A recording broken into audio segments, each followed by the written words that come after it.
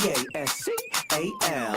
You are now rocking with that dude Pascal. We be going wild, Haitian in the building, so original. Got the haters catching feelings. Get your hands up to the ceiling and keep them held high. Cause St. Louis isn't ready. Forget about it, goodbye. Hold on, we just saying hi. Five somebody rise up weekdays. Catch us live, somebody. Let's go. Good evening. Welcome back, everybody. Welcome to the show. Appreciate you guys being here. This is a very impromptu. It's going to be kind of a short one, just like what we just did just a little bit ago. But I still wanted to give you guys some updates on some things that are going on here. There's some serious stuff going on. There's still fires going on, which is absolutely insane. The fires are still going on, y'all. And we have got to talk about it. We've got to take a look at these things and see what's going on, because at this rate, I don't think anything's going to slow down. It just keeps getting worse and worse. Things continue to keep going on and on. But we got a few updates, and we have a few things that we need to talk about for sure. Again, where is Smokey the Bandit when you need him? Real talk. But let's get into this, guys. But before we do, hit that like button down below, please, and thank you. Hit that reaction button if you're watching on other platforms. If you are watching on those other platforms, make sure you hit that follow button on those platforms, okay? Also, subscribe here on my main channel, my main YouTube channel. Go to my secondary channel. Go subscribe to there. The Pascal Show clips. Go subscribe. We're talking about a lot of things on both platforms. So please do me a favor and subscribe to both channels. Make sure the notification bell is set to all. Hit that join button down below. Become a member. You know your boy's working hard out here in these streets. Also, don't forget, check out my Patreon. If you want to support even further, check out my locals. And of course, check out pascalmerch.com. We got some really great stuff over there. Okay, guys? All righty then. Alrighty then. We got to get into this, y'all, because there's a lot going on. And of course, I wasn't able to watch or see any of this with you guys this afternoon. But I still wanted to share this with y'all and see this with you guys as a family. But we do have some updates revolving around this whole fire that's going on. There's a Hughes Fire, okay, that has spread, and it's spreading rapidly. It's very surprisingly, shockingly rapidly.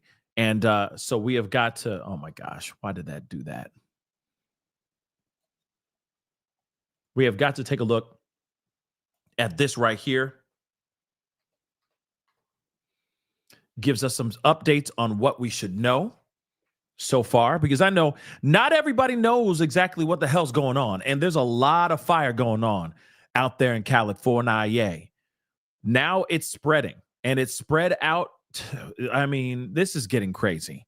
Okay, so they got the Hughes Fire that started at about 10:30 p.m. 10:30 a.m. I'm sorry, Pacific Standard Time. Okay, in the Castaic. Hopefully, I'm saying that right. Castaic north of Los Angeles, and grew to more than 3,400 acres in about 2 hours, y'all.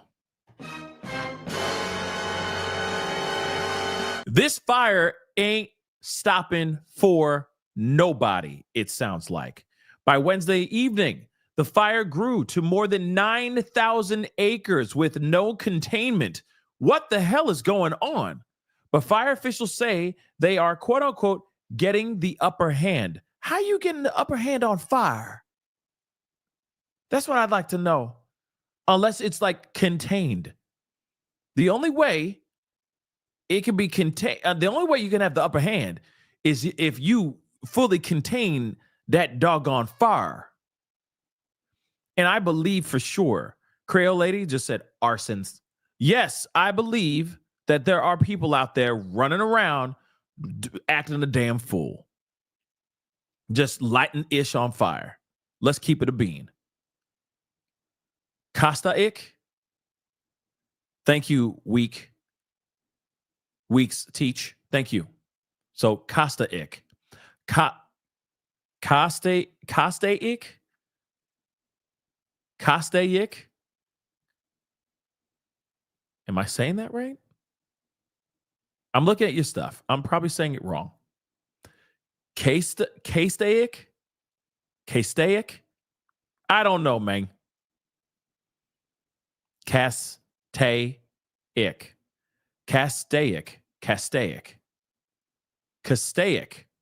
Thank you for writing it out phonetically. Thank you, Lady Tiger. Castaic. Okay.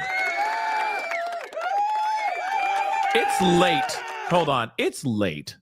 Okay. Y'all said yes. Okay. Castaic. Okay. I was because other people are Castaic. Look, I'll show you exactly what I'm seeing here. So this is a version. No offense, Missy. All right. No offense. But some of y'all are writing it like that. Castaic. Castaic.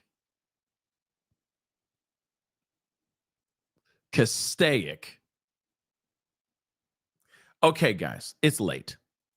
All right. But I appreciate y'all for being here. Thank you so much for your patience. It means the world to me. Let's get back into the fire, shall we? We got to keep talking about this fire. So, as of tonight, this fire grew to more than 9,000 acres. Again, Castaic, just so you know. Yeah, Castaic. So the fires grew as big as 9,000 acres with no containment, but fire officials are saying that they're getting an upper hand. And again, I'm still wondering, how the hell do you get the upper hand on fire unless you are taking it all the way the F out? But that's just me. I'm still hopeful. 31,000 people are under evacuation orders, with another 21,000 under evacuation warnings. So a lot of people have jumped and dipset out their cribs. All right.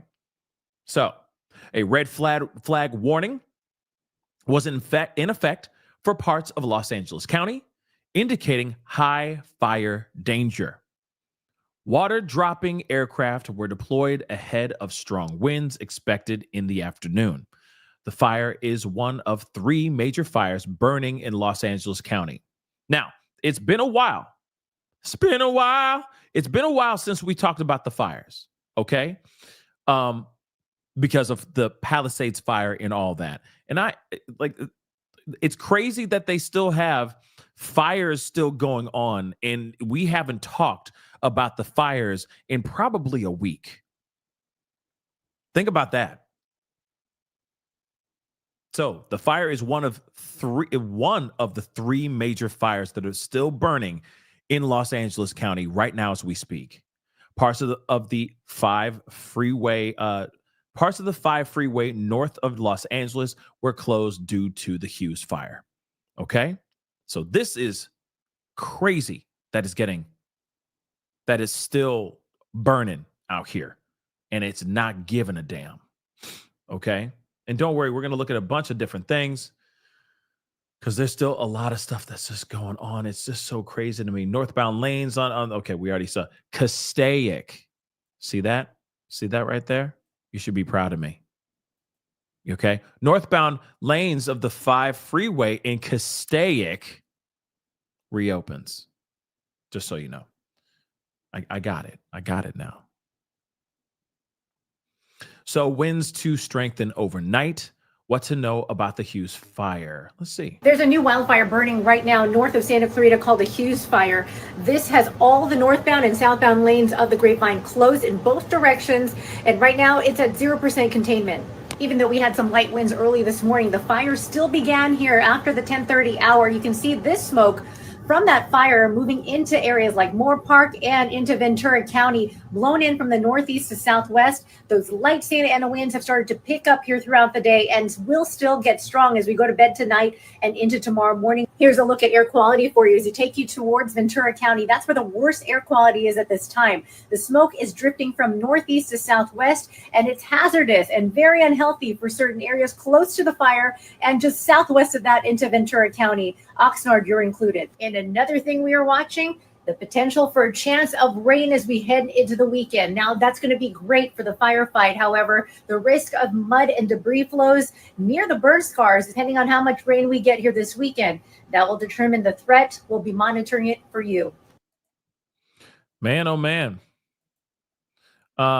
So there's that. So they say rain is coming. That's good, but it's not coming soon enough, which is very, very bad. And these are all like within like the last few hours, just so you know. All right. Because right now it is what? It is about 9:25-ish, 9:22 to be exact, in California right now. Okay, on the Pacific coast. So so yeah. They got a long night ahead of them. Okay. So and then of course, let's just see this. It says, how did the Hughes fire spread so quickly? Lack of rain, relentless winds to blame. So a quick moving brush fire ripping through the Castaic quickly swelled to more than 9,000 acres Wednesday, forcing thousands of residents to vacate their homes and head towards safety. But how exactly did it grow so rapidly? Southern California's weather conditions created a perfect cocktail of dryness and a lack of rain and ongoing Santa Ana winds that helped fan the flames and spread. Add vegetation that has been dry due to the lack of moisture, and that acts as fuel for the fire. The vegetation is extremely dry. This is what the LA County Fire Public Information Officer or a officer did say this. We've had 2 years of above average rainfall. So you've got a lot of these light grasses where these fires can start. And if it gets into that old growth vegetation, there's a lot of energy there. Combine that with winds, and you've got a recipe for a very high rate speed or high rate of spread. Sorry.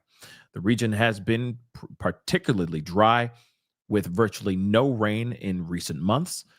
That's left vegetation dry. With the return of the Santa Ana winds, warm conditions, humidity levels in the Southland have depleted. Although the winds haven't been as dramatic as the ones from earlier this month, they continue to contribute to the spread of the blaze. So again, they're saying a trifecta, a perfect, a perfect cocktail, as they said earlier, of just all bad things pertaining to dryness, heat, fire, wind. And of course, that being passed on and going on, it starts a very fast spread of these fires. And of course, it's hard to keep up and it's hard to take them out. It says, we're getting the upper hand. I'd like to know how they're getting the upper hand on this. Hold on. That's a commercial.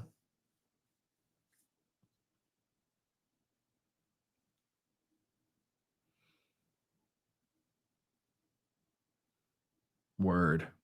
So good evening. On behalf of Board Chair and 5th District Supervisor Catherine Barger, we're holding a press conference to give important information. Oh, come on. We'll just do it small. To the community of Santa Clarita and the Castaic area. I am Anthony Maroney, Chief of the Los Angeles County Fire Department. The Hughes Fire is now estimated to be over 9,400 acres with 0% containment, with no structures reported damaged or destroyed. We have over 4,000 firefighting personnel assigned to the incident, and we had a very robust ground and air response to the incident that you see behind me. The LA County Fire Department is in unified command with the Angeles National Forest, and we are getting assistance from our state partners at CAL FIRE. I wanted to give a weather update because the weather is what's predominantly driving this fire and its spread right now. The National Weather Service has extended the red flag warning through 10 a.m. on Friday for most of Los Angeles and Ventura counties. Light to moderate Santa Ana winds will continue tonight and into Thursday. The situation remains dynamic, and the fire remains a difficult fire to contain, although we are getting the upper hand. They are getting the upper hand. But like I said, that still, excuse me, it still does not mean that they got it done. Then the other thing too is, if this is true, what Lady Tiger just said, what I just put up here a second ago, planes grounded for the night. The hell? Why? Now, I can understand maybe the winds are getting pretty intense, maybe because of the mixture of heat from the fires and all that, etc. But at the same time, wow. The fact that the planes are man. And then right now, they can thank their lucky stars that they haven't had any issues with structures being going up in flames. So that's good news. But still, this fire is growing. And the fire is going to continue growing overnight, y'all. It's going to grow overnight.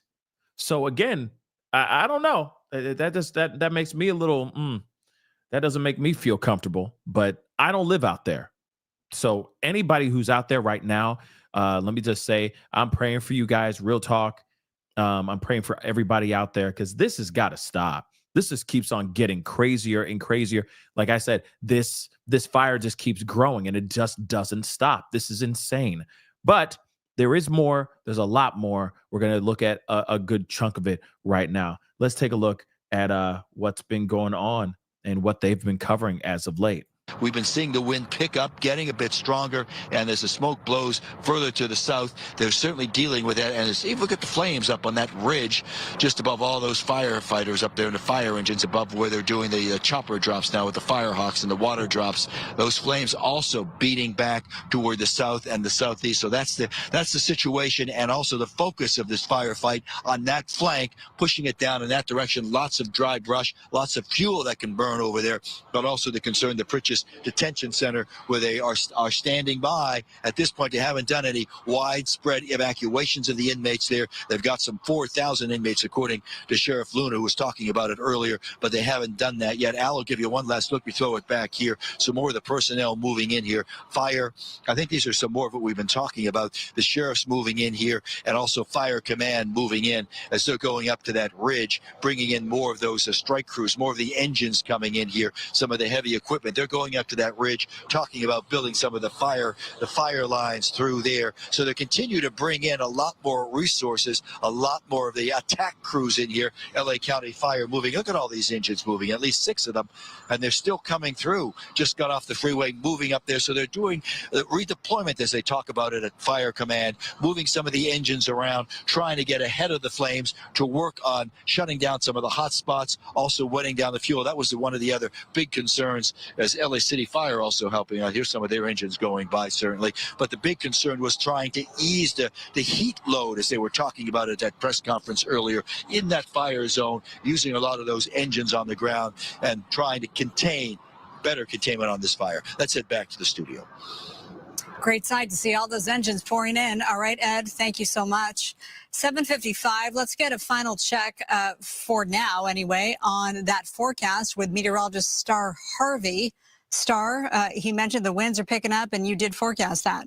Yes, I did. I wanted to put out there, that we had Chelsea out there, and where Chelsea was standing, she was saying that, she wasn't really feeling that the winds were calm anymore. But then we had Ashley speaking with the family out there, and she was experiencing that calmer wind pattern. So I'm wanting to remind you all that depending on where you are, and sometimes in these isolated areas, winds may be gusting at different speeds. For this area specifically, where we do have the Hughes Fire burning near Castaic Lake, we do have the winds currently at about 10 miles per hour, and there is a gust going at about 15 miles per hour. The temperatures out there have dropped. We're now down into the upper 50s, and the the humidity levels are low. They're just at about 14% out there. Now, the setup is the fact that the northeast winds could strengthen, but also expand tonight into tomorrow morning. We are likely to see the peak of those winds tomorrow. That is when the National Weather Service, again, is saying the greatest period of concern will arrive. So that means that we could see those winds going anywhere between 35 to 50 miles per hour with those peak gusts. Our models are indicating for this area specifically that winds are expected to range about 10 to 15 miles per hour from now through the overnight hours and gust at about 10 to 20 miles per hour. I want to stress that we will have isolated areas where the gusts will at times pick up with a higher intensity speed. Those same models do indicate that a slight uptick in our winds will happen around this area tomorrow morning in the 6 a.m. hour. And lastly, later tomorrow morning and pushing into the afternoon, we really see the winds picking up in the Castaic area. Now, the isolated area could also see those winds reaching the red flag warning level, which is 35 to 50 miles per hour. This is going to include for Los Angeles and Ventura counties, but also 50 to 60 in those favored mountains. So it'll be an area to watch. I just want to stress that. And of course, we'll be back a little bit later this evening to check on it. Back to you, ladies. All right, well, we are watching the weather here. The winds, obviously, the big concern with all of these fires we've witnessed here in January of 2025. Fox 11 News has been on all day with this coverage here of the Castaic fire, the Hughes fire. Amazing to still see those helicopters flying at night, making those water drops. They've had about a dozen aircraft fighting this fire. You've had those fixed wing with the Phoscheck right there, that water drop with the helicopter there. They have different jobs, different duties. I will say this too, by the way, this is a little bit behind. This is a little while back, just so you know, because I wanted to show you guys more updated, like what they were showing before. Of course, they say that, you know, allegedly the helicopters are down, or, you know, aircraft is down because of the weather, because of the winds and all that. And real quick, I want to put up this super chat. Thank you so much, S-Dubs. I appreciate it. Dangerous for helos in the high winds, and for the big airplanes that cannot get the retardant to land in the right places. So yes, and thank you so much for that clarification. Yeah, and this is exactly what happened with the fires, with the Palisades fires. They had to literally just let it cook overnight because of the high winds, because of how crazy it was. And they just had to wait for the next day to do more. They just had to let the fires just keep feeding away, which is insane. And the fact that that's the same situation that we're seeing all over again is crazy to me. Okay. But again, I'm and of course, hit the like button. Don't forget to hit the like button. Hit it. Okay. That would be greatly appreciated. Of course. Let's see where we're at. Let's just see where we are at. Yeah, let's get it to 400 likes. Let's just get it to 400 likes. Okay. A like doesn't cost a thing and all that. I know this is a late show on a Wednesday night. But like I said, this is not going to be a super long show. I know, famous last words coming from me, but at the same time, you know, I will most likely circle back and look at this again, or watch more and give you guys more updates tomorrow as well. We ain't done yet. I'm just saying, like, this is not going to be a super long show. Okay. But let's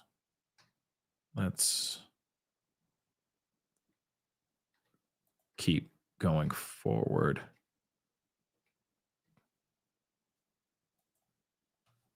Let's see what they got here. Thank you so much for having me on, Austin. And, you know, it's incredible footage. I think as Fox 11 was talking, we saw one of the helicopters drop on Jackpot, or an area with a lot of fuel, and it just knocked the heat out of it, which was great. And then our crew is going to be able to get in there. But what I don't want to do is I don't want people to get lulled into a sense of safety that this is over. The red flag warning has been extended through Friday. And so winds are still a significant concern. As we can see, those fuels, despite the fact that it's January, are very dry. We didn't even have super strong winds, and yet that fire was growing so exponentially fast because of how incredibly dry the fuels are. what type of fuel? Because I'm from Southern California. You're obviously very familiar with how these things burn. But let's speak to our national audience here. What exactly do we mean when we talk about fuel? What does that mean? What's involved in that combination of stuff that's out there that's actually allowing these fires to spread as quickly as they do? Sure, that's a great question. So I think some of the national viewers might notice that there are times when we say, hey, look, we had a super bloom. And there's all these beautiful, beautiful flowers all throughout the Castaic area, going up and over the Grapevine, some of the other parts of the lower Central Valley. Unfortunately, all those beautiful flowers, which are absolutely beautiful, when they die, they turn into dry grass, dry weeds. Now, we've had several years of really good rainfall, but not a lot of fires. So we've had all of these layers of grass grow and die, grow and die, grow and die. And now there's just this patchwork, like a haystack, just ready to burn. And so when we're talking about grass, we're talking about brush, we're talking about trees, as we can see burning, all of that together, backed by winds that were 20 to 30 miles an hour, not the 60 and 100 we had, but still very fast nevertheless. So at this point, we've lost connection with the choppers and the videographers that are down there on the ground. So we're playing footage that's from a few hours ago. That's crazy, guys. Some of it's from the early evening hours where the sun was still up, and some of these images are just from a few hours ago. Give us some perspective, David. So we spent so much time talking about the Eaton fires and the Palisades fire. What's different about this type of geography that we're talking about here in the Santa Clarita Valley area? If you can compare what we saw in, say, the Palisades to what we're seeing in the Castaic region. Sure. So a wildfire moves for three reasons: fuels, weather, and topography. So the topography is actually not entirely dissimilar from the Pacific Palisades. It's rolling hills, a little bit more rolling out in this area, but nevertheless, the same principles of the up and down valleys. Of course, we have Lake Hughes right there. The weather, we had the winds, and we discussed that already. So really the fuels were the big difference. So this is what we would call a traditional wildland fire. It was brush, it was grass, and that's what carried the fire. Unlike the Palisades and the Eaton fires, where there was the houses burning that carried the fire, that moved the fire, throwing embers way high into the air, and again, behind the 60 to 100 mile per hour winds, throwing them 1 or 2 miles ahead. In this case, we did have the grasses burning very fast with behind the 20 to 30 mile per hour winds, but it was what we would expect out of a wildland fire. And then, of course, the fact that there were sparse structures, if any damage or destroyed, and that's yet to come. But it just is the way it burned. This is more of a traditional wildland fire. I spent the last week down there in Altadena and in the Palisades area. Most of the crews that I saw working out there, fire crews, they were not local crews. I saw folks from Oregon. I saw folks from Texas. We, of course, heard about the crews coming up from Mexico to help out as well as those super scoopers from Canada that are also pivotal in fighting these fires. Can you speak to the level of resources that are in Southern California at this time? Yeah, so we had surged more than 2,500 personnel from our local, state, federal, and tribal partners, all in the area waiting throughout different places to see if something was going to pop up. And we have had several fires today. None of the other ones grew as large as the Hughes fire, but we have been watching fires pop up and drop off all day long, sometimes 2-4 acres, sometimes maybe 10. There was a fire in Ventura not too long ago. And all of these are just popping up because the weather conditions region-wide from Santa Barbara to San Diego are the same, and they're prime. So having all those resources, and then we were immediately able to employ them as soon as the fire started. We had resources there in the Santa Clarita area staged, and they immediately responded and were able to join the firefight quickly, along with our aircraft. You know, you bring up the fact that there was one in Ventura County earlier today. We have that here. I think this was the one you're talking about, in Santa Paula, possibly. And this is a good example, David. They called this the Acacia Fire. It was in the middle of the river bottom there. They say crews are on scene working to put the fire out. The combination of water drops and a ground attack stopped progress of the fire. No threat to structures. So that's something that maybe we don't talk about enough here on the news, is the fact that there are so many of these smaller fires that they make quick work of. That happens often, doesn't it? It does. And I think there's a piece that people can easily over. Robert Garcia. I do think it's a good thing that that the structures right now, no structures are, or, at the time of that taping, because like I said, now there's a little bit of a press conference that we're going to play a little bit of that as well. But again, I am thankful that at least, well, I mean, anything could have happened in the last couple hours now, but they're saying at that time that no structures were in any kind of imminent danger. But of course, there were people evacuating no matter what. But if they don't do anything overnight, this fire can continue growing, getting more and more insane, and this could be devastating, and it could hit structures for sure. This could be very, very bad. But right now, it's or at least as of the live that was an hour and a half ago, they're saying that no structures are getting hit. So that's good so far. Garcia, Joe Tyler, and the mayor of Santa Clarita, Bill Miranda.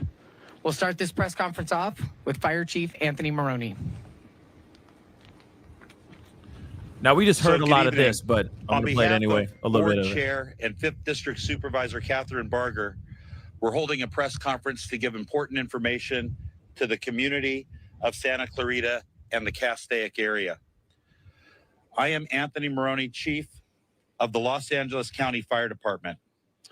The Hughes Fire is now estimated to be over 9,400 acres with 0% containment, with no structures reported damaged or destroyed. We have over 4,000 firefighting personnel assigned to the incident, and we had a very robust ground and air response to the incident that you see behind me.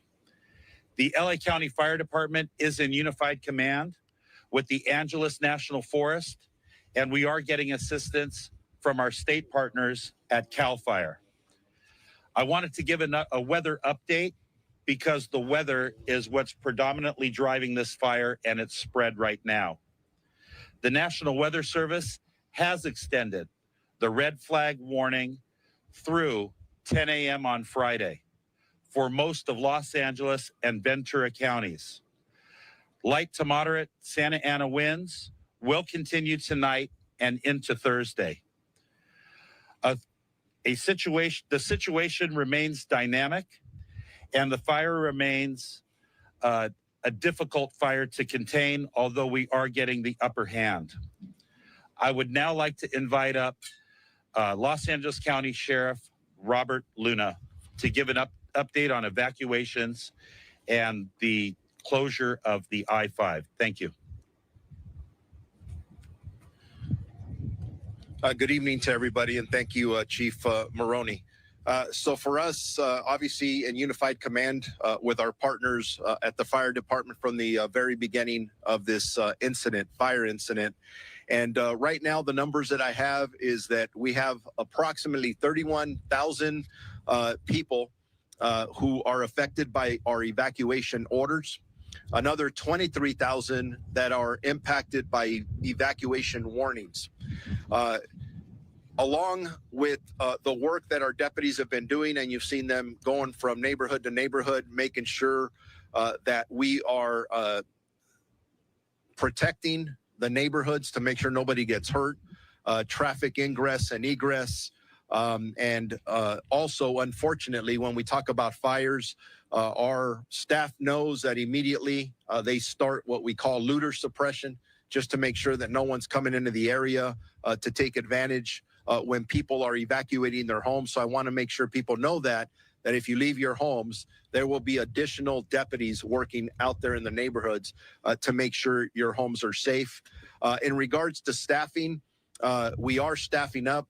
You hear sirens in the distance. They're not only fire apparatus, but you see deputies coming in from different parts of the county. You see our incident management team over my left shoulder setting up with the big trailers that will assume responsibility for this incident from the sheriff's department perspective, and again in unified command with all of our partners. We have what I estimate well over 400 personnel total regarding this incident and managing other incidences around the county of Los Angeles. I do want to bring your attention to the fact that during this incident, one of the areas that initially was an evacuation warning that did turn into an evacuation order was our Pitches Detention Center, which is not too far from here. The Pitches Detention Center has actually 3 different facilities. One of the facilities was evacuated. In discussing this with our partners from the fire department, who are experts in this area, they recommended and we agreed that the one facility, PD South, would be evacuated. That had approximately 476 inmates. We moved those inmates to another facility on the campus. The other 2 campuses are structured much better than the one that we evacuated from. But total on the entire campus, we have approximately 4,500 inmates, a little over that.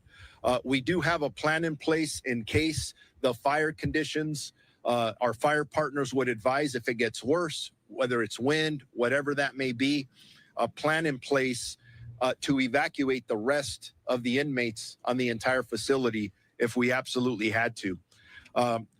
Other than that, it's a newer incident and it's evolving. It's going to change. We're ready for just about anything, which, by the way, includes being prepared for any other incident that would break, God forbid, anywhere in the county of Los Angeles.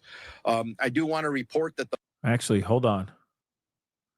There's a new press conference that's happening right now. More about those plans for the night, like specifics? New update. Sorry, guys. I'm sorry for moving it up, but there's a brand new one. Okay, guys? So here we go. Regarding number of resources or job assignments, we're going to keep the 4,000 firefighters assigned to the incident. We're going to increase our perimeter control, and we're going to extinguish those hotspots. So those would be the tasks. Yeah. Sheriff Luna, if you can describe the decision-making to first close the I-5 and now reopen, what changed that allowed you to reopen that particular byway? So working with our partners at the California Highway Patrol, we needed to have better ingress and egress for emergency vehicles coming through the 5 freeway corridor. I believe that we've gotten a lot of the equipment that we need here for the rest of the evening. Obviously, that could change, that could be modified. So we want to give the 5 back to our community so they can get through here as safely and as efficiently as they possibly can. And is there anything on the way of Interstate 5 that puts those drivers at risk at all, or are you concerned at all about what the traffic will look like? Always concerned about hazards coming in and out, north and south. As far as I know now, we don't see any hazards, but the winds are what they are. I'm not a fire expert, but we listen to our fire experts, and if the wind shift, fire behavior does whatever it does, and if at any time we believe that our community may be in peril because of that wind or fire behavior, we'll close it again. I say we'll close it again. It's our partners at the California Highway Patrol who usually do that, and they do an excellent job at that. Very good, thank you. Amanda Starantino, KCAL. Chief Maroney, I have 2 questions. A lot of people are on edge after the last couple of weeks and what we've seen happen in Altadena and the Palisades. How does this fire here, the Hughes Fire, compare to what we've seen the last couple of weeks? Well, I think that we've all been on edge over the last 16 days, and we've had numerous fires start throughout Los Angeles County. The response to this fire between the Angeles National Forest and the LA County resources, in addition to the state resources that were pre-deployed, we had 2 strike teams in the Santa Clarita area. We were able to amass a lot of fire resources early on to change what this fire looks like. Just 3 or 4 hours ago, the smoke was laying across the 5 freeway. That's what necessitated its shutdown, because there could have been accidents, but also the ability to fight the fire from the air. The winds were strong, but they were not those 70, 80, 90 mile an hour winds that we experienced on Tuesday the 7th. We had a very robust, like Director Tyler spoke, a robust helicopter and fixed wing retardant response to this incident. We were able to put in tens of thousands of gallons of retardant on the south side of the fire because the fire was moving to the southwest. It was really the aircraft, in addition to all of those ground resources, which allowed us to get the upper hand. Because had you been here a few hours ago, the situation looked much different, and it certainly looked much more threatening. And Chief Maroney, what are the biggest challenges heading into the night? Well, into the night, it's going to be making sure that we can rest our crews that have been out there since 10:42 this morning, making sure we can feed them. You know, firefighting is dirty and dangerous work, but we got to rotate our crews through so we can have, you know, a lot of production and efficiency throughout the night. We're going to take advantage of the lower temperatures and hopefully the reduced wind speeds and the higher humidities to try to get an upper hand. Okay, thank you. And Sheriff Luna, this is for you. With the 5 reopening, will there still be no access to those neighborhoods now that people will be driving up and down those roads? So getting off that Parker, like Hughes, Hasley, all those evacuation order areas, just because the 5's open, is that still going to be blocked off? We're assessing that now to make sure, but we'll have a lot of presence. If you are coming into the area, be ready to be challenged, meaning in a polite way. To find out if you actually live here. Be ready to show identification because we want to make sure that we're limiting the people who are coming in and out, and it's people who actually belong here. I guess this question might be for you, Sheriff, since you guys handle evacuations. I'm Craig with KNX News. When it comes to the idea of evacuation, some people are stubborn, they don't want to go. Have you seen a change in attitude with this fire and now because of the terrible devastation, the death toll, and the fact people are panicked because of the Eaton fire and the Palisades fire? I haven't received that assessment yet, but I will in the next couple of hours to see how we did on this one. Our deputy sheriffs do amazing work. And yes, whether it was the Palisades fire in Malibu Lost Hills for us, and the Eaton fire in Altadena, our deputies' jobs are very difficult. There are times where people challenge them. They get evacuation orders and they refuse to leave. They think that they're going to be okay. I know I told the story earlier of a situation in the Altadena area where we were directing people to evacuate, and they refused to, and the deputy felt that they were in such danger that he actually threatened them with arrest. There was an argument between a wife and a husband, wife saying, hey, we should listen. They listened, they left, and they are now crediting the deputy sheriff for saving their life because that house and neighborhood completely burned down. Those are the challenges that we face, but you've heard it here over and over, and really the message is simple. If there's an evacuation order, please leave. Do not put your life at risk. Do not put the life of first responders at risk. It's not worth it. And I'm even pushing it that if you're in an evacuation warning, you should also leave. Gather your most important items, medicines, important paperwork, pets, chargers for your phone, and get out of the area. Don't sit there and argue. It is not worth it. Camilla Rambaldi with NBC4. My question is for Fire Chief Maroney. You talked about some of the wind conditions and the plan going into the evening hours and tomorrow. At this point, are there any additional concerns that you have in battling this fire? No additional concerns. You know, the situation that we're in today is much different than the situation we were in 16 days ago. We have so many resources from Northern California, from the Western United States, international resources, aircraft resources, the number of helicopters and fixed wing retardant tankers that are available to us really allow us to attack a fire like this and have it laid down right as we reached nightfall. It was a monumental work from the firefighters that were on scene, our law enforcement, our sheriff's deputies, the CHP. They did great work today, and it was a good example of what we can do when we have enough people and when we have enough aircraft. David Gonzalez with ABC7. Chief Maronian opened this up to Garcia and Tyler as well. Just, you mentioned the importance of giving your fire crews a break. It's been 2 very tough weeks for your fire crews. How's the morale of your firefighters? It seems that this fire popped up and the first thing people thought of is, here we go again. How are your fire crews doing? And just how do you tackle this to keep them motivated? Yeah, their morale is excellent. And firefighters and sheriff's deputies, they never give up. And they're ready to keep doing it until the weather changes. We do have rain that's predicted for this weekend. It was light to moderate. I think it's being bumped up to moderate. It's hard to believe that we might have rain Saturday, Sunday, and Monday when we have fire weather on Wednesday. The firefighters have all banded together along with their law enforcement brothers and sisters, and they're out there. They've been on the line since January 7th, that Tuesday. Many of my LA County firefighters worked 9 days in a row before their first day off. That's 9 24-hour shifts in a row. They left their families. They missed important engagements.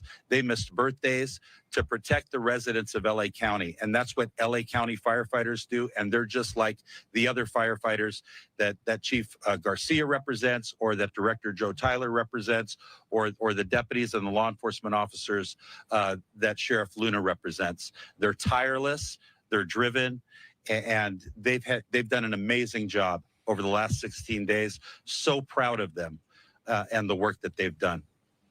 Chief Maroney, a question about the teams that have come in from out of state, out of the country, et cetera. You mentioned that made the difference here on this first day of the Hughes Fire. How long will we have access to those teams? There are people in this community and in the city worried that people are just starting fires in order to make things. Yeah, no, all of the additional resources that came into LA County have certainly assisted us. I don't have a timeline on when they're going to demob and go back to their states or to their countries, or when the aircraft are going to return to their home bases. But for now, the Weather Service did extend the red flag that we're under today all the way till Friday at 10 a.m. So I can't imagine that we're going to have any reductions in personnel.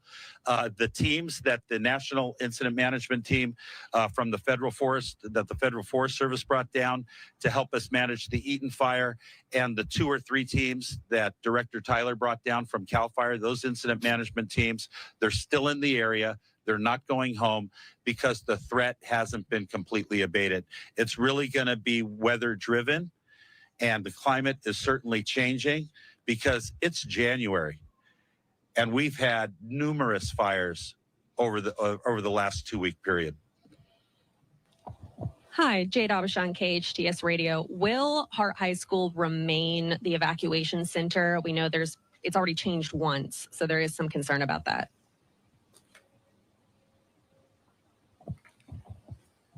If it's okay with you, let me follow up with you just to make sure. I know we use that immediately. We'll confer with our city partners and see if that's working with very valuable input from our community, and then we'll see where we go from there. We'll let you know right away, though.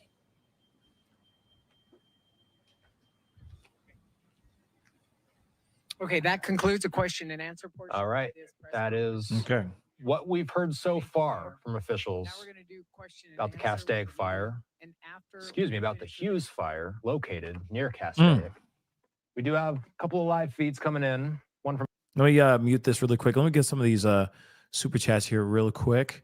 Thank you guys so much for all the super chats. I appreciate it. On this late show, don't worry, we'll be back up in the morning looking at all this stuff and checking out any updates, if there are any updates that need to be done. Okay, they're saying right now that currently 10,001. Well, hold on, let me get this down. 10,000. Let me pause this really quick.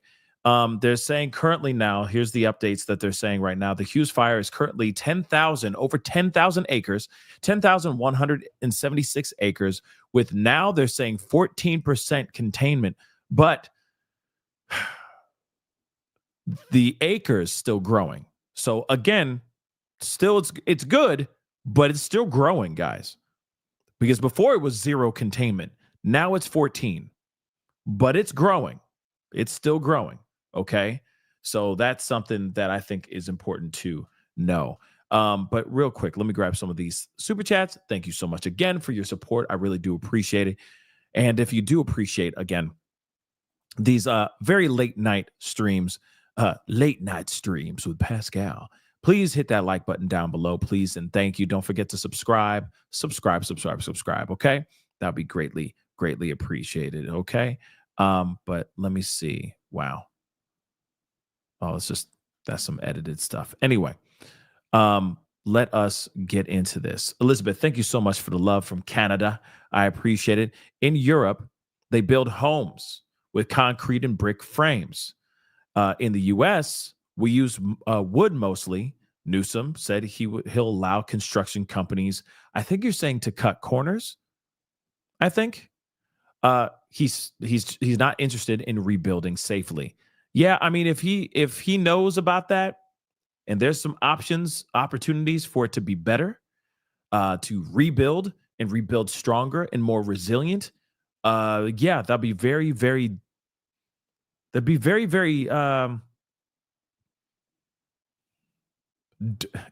very dim of him to do something like that. Oh yeah, cut corners, do what you need to do, build how we usually build, but if there's a way to save the house, save a home by building the structure a little bit differently, I say do it. But that's just me though. But I'm not a builder. I'm not a contractor or, in the construction world. So Elizabeth, again, you meant cut corners. Okay, I was right. Okay, cool. Thank you so much for the support. I appreciate it. Paul K from Australia. How you doing? Good day. Great coverage yet again. Champion, thank you so much. Do we have causation yet? Well, they're just saying right now it's a combination of dry air, dry vegetation, strong winds, and that's really it. It hasn't changed. It's the same MO as what happened in the Palisades and all that. It's the same old thing. Same old story, just a different fire, just a different location, really. So causation is still because of that. And I think I know what you mean by causation. My theory is that there are people out here starting this stuff. That's what I truly think. It's been 16 days. They've been doing fires for 16 days in various areas, Palisades, etc. And now they're dealing with this area now too, with this Hughes Fire. And it's been going on for over 2 weeks straight, y'all. At some point, something is not, I don't know if this has anything to do with nature. At some point, you got to look at this and go, some jerk off took a hike, took a match, took a book of matches and said, have at it. And a little bit of gasoline and said, let's just light some ish on fire. Some stupid ass pyro ran out there and did this unthinkable thing. That's what I truly think at this point. Not all these fires were started just by Mother Nature. That's what I truly believe. Not all of this. Some idiot went out there and did some bad. That's what I truly believe. And of course, they even said what we learned because of the how it rained a lot in the past few years. It grew a lot of vegetation. That vegetation, now that it's a dry season or a dry time, that vegetation dries up, and then next thing you know, you have a little bit of a flint burning ember float in its general direction, and whoosh, it goes up in flames. So I truly don't know what I don't know if it's Mother Nature or if it's somebody out there with a damn Zippo. I don't know. But there are some of them I'm just like, I'm side-eyeing the hell out of some of these fires, man.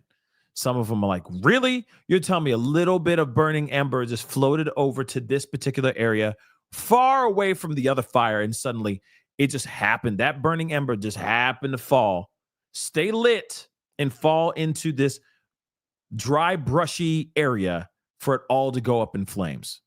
I don't know. It just seems a little far-fetched to me. But at the same time, I'm not a scientist, you know. It's just something about that just doesn't make sense to me. But let's see what they're talking about here. Let's take a look.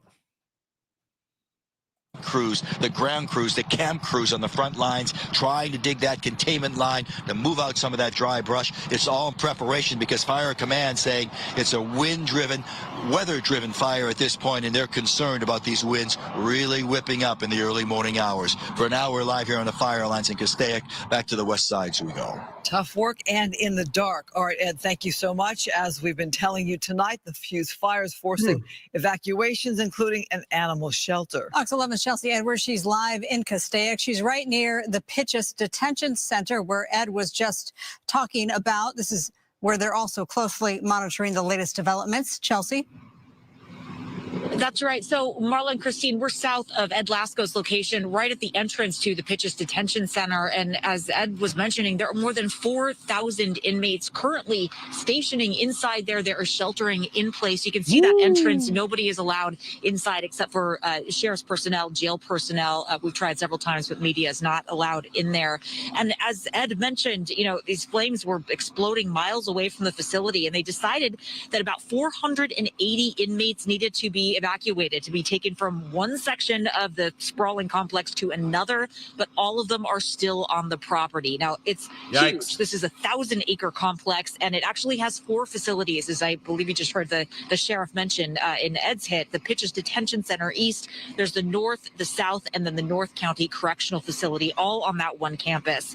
And like Ed said, officials say they are working on a plan for a large-scale evacuations if conditions change. But right now, at least, it's looking a lot better than it has in a little while. So earlier, we were showing you the orange glow from our vantage point, and I want to show you how much that has changed in the last maybe 30 minutes or so. So you can see at the top of that hillside, that pillar, that pole that we've been referencing for hours now, you can see that it's still smoldering, that wooden pole. It looks like some sort of utility pole or a light pole. So that is still there, but you can see that orange glow, and all of those spot fires along that hillside, that ridge, really have been knocked down. Fire officials have been here for hours, and they have really been aggressively attacking this. We've seen water drop after water drop.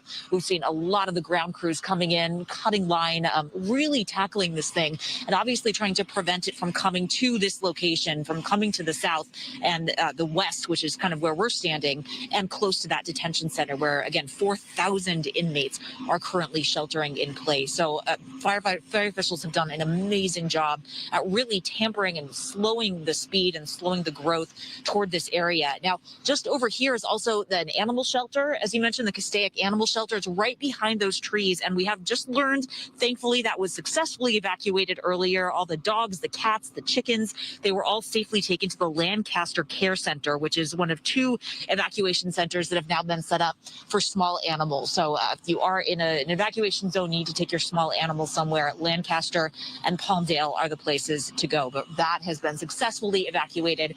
No animals remain on that property. Okay, so real quick, when it comes to these inmates, I don't know about you, but I get nervous about that too, because they're all sheltering in place. I get it, but they're oh, they better. I mean, I get worried about 2 different things. One, they get set free, they somehow find a way to get out, and the other part is that they don't get out in enough time because they have to, because there's a lot of protocol to get these people out of there. So I'm hoping that those inmates get, like, they pack up their stuff, they get whatever they need to do, all right, and they get the hell out. Of course, any animals or anything of that sort too, okay? But yeah, Donna, that's something that's weird to me too. It's like, suddenly, why haven't they evacuated a while ago? Why are they still there? Why are they still sheltering in place? Unless they're trying to find out an alternate spot where they can take these inmates. You got to remember this. That's still a lot of inmates that they still have to transport. So I don't know, but they need safety as much as anybody else too. They have rights too. But Paul, thank you so much for the love. So if it's a detention center, how many looters and arsonists are there? Not a conspiracist, but hello. Yeah. I mean, it's that's definitely something to think about. That's a very good question. I don't know, y'all. I don't know, but it's very, very odd. Very, very bad place for fires to start popping up. Fires to start popping up around that detention center. Not very good. In Castaic Lake, grab those 1,000 gallons or so of water, and then head out to the front lines and do those water drops and repeat that process again and again and again. Here's a chopper coming right over my head right now, and I just want to show you sort of the process. Chopper gradually will dip down into the lake, as it is doing right now, and grab that water and then head out to the front lines. Thankfully, although the winds are picking up, they're not so heavy that these choppers can't fly. So this is a key part of the arsenal here, and a big reason why we have 14% containment, which is in and of itself just a miracle. Another chopper coming over my head now. As we watch this scene unfold, I want to tell you that throughout the day I've had the chance to speak to some people here in Castaic who had to evacuate from their homes, including two sisters in college who talked to me about what it was like to make that decision to leave. We live off of Lake Hughes, just like That's right crazy. next to the lake entrance. So we did evacuate like after 30 minutes of it was burning. So You just knew you had to go. oh yeah, this is familiar territory. We've never had to like evacuate before, but we've always been prepared. So it's nothing new, but at the same time, like with the fires going around this whole month, it is definitely scary. What goes through your mind as you look at that smoke back there? Terror, scary. I know we do have a good like firefighters, like always on the run, and I think it's just helpful, but it's at the same time like everyone is in danger. I only got an alert from the Watch Duty app, and I was just like, I saw it's near our house, and I was like, that's not possible. And then a second later, I look out my sister's window, big black smoke, and I was like, okay, this is actually serious, because the Santa Ana winds are very, very strong, especially during this time as well. So we just knew that like if we have to evacuate and get an Amber Alert, just go. Question on this, Donna. That's nuts. If that's the case, that if there's supposed to be 55-mile-per-hour winds tomorrow, is it throughout the whole day, or is it first thing in the morning? Is that predicted into the afternoon? I'm kind of curious about that, because again, that's not good. This is another recipe for disaster. So this could very well be the next couple days could be hell on earth. And then they said it's going to rain Saturday, Sunday, and Monday, which can be very good. That means that it can just take out everything, which I'm hoping is true. Okay. Evolved. Thank you so much. Early morning. That's when it's supposed to be going down. Damn. That's just terrible. Damn. Nah, but that's the thing. Damn. That's terrible, because if it does go down, right, where the winds are really going to pick up that much, then that's going to be very bad. But then if only the rain would come sooner, right? If only the rain would come sooner, then that would mean that can eradicate some things. Now, I know a lot of you guys said, well, if it rains, then there's the worry of mudslides and all that as well. And that is a concern too, for sure. But I guess we're going to have to see what happens here, because the fire's still burning. The fire's still going, guys. Let's listen to a little bit more. We last left you at 8 o'clock tonight. This is the latest update, and that containment has increased from 0 to 14%. Still the same. 14%. So Still that the is same. some great news there. So Still as we good look news. at this live shot, we want to talk to you now about the evacuation centers that are open tonight. We have one at Hart High School, south of Newhall Ranch Road and Copper Hill Drive. Here is that exact address, 24,825 Newhall Avenue in Santa Clarita. The other evacuation shelter is at the College of the Canyons East Gym. That's about 3 miles northwest of Hart High School. The address for that shelter is 26455 Rockwell Canyon Road, Santa Clarita, and the Red Cross is there to help. Hughes Fire shut down the 5 freeway earlier today through the Grapevine. Tonight, lanes have reopened. Fox 11's Christy Fajardo, she has the very latest. She's on Castaic Road right near the 5 freeway. Christy?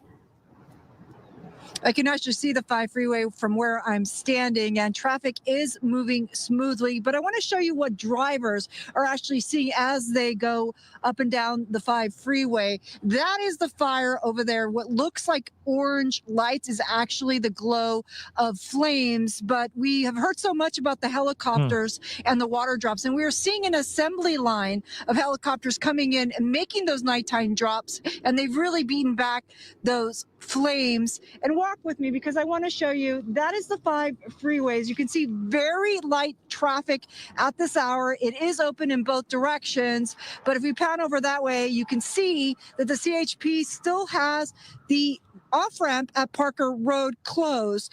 But take a look. This is what it looked like earlier today when the CHP closed the 5 freeway from the Grapevine to Castaic in both directions for several hours. Traffic, as you can imagine, was backed up as drivers had to find alternate routes. Officials wanted to free up the highway to get fire engines and crews in as quickly as possible. And they were also worried about visibility with so much smoke. They reopened the freeway at about 6:30 this evening, but 2 northbound freeway off-ramps remain closed, again at Parker Road and at Lake Hughes Road. And that's to keep looky-loos away and to keep roads free of traffic so fire engines and water tenders can move around unimpeded as they try to stop this fire. Now back out here live. Of course, there is concern that if the winds pick up as predicted in the next hour or so or overnight, that conditions could worsen. They could kick up all of that smoke and also drive the flames towards the freeway. So at this point, the CHP is monitoring the situation, but warns they could close the 5 freeway again if conditions merit it. Let's send it back to you. Thank you for that update. Great to see those semis going by behind you there. Here are the current road closures. Okay. Well, guys, I'm going to be wrapping it up here. It's getting late for me. I'll be back to cover this if this is still raging on tomorrow and all that as well. And of course, there's a lot of things that need to be covered that I haven't gotten a chance to cover with you guys over today. So I'm going to be covering that tomorrow as well. So there's a lot going on. But again, I appreciate you guys being here. I told you guys I'd be on for about an hour to share with you guys what's going on with this fire.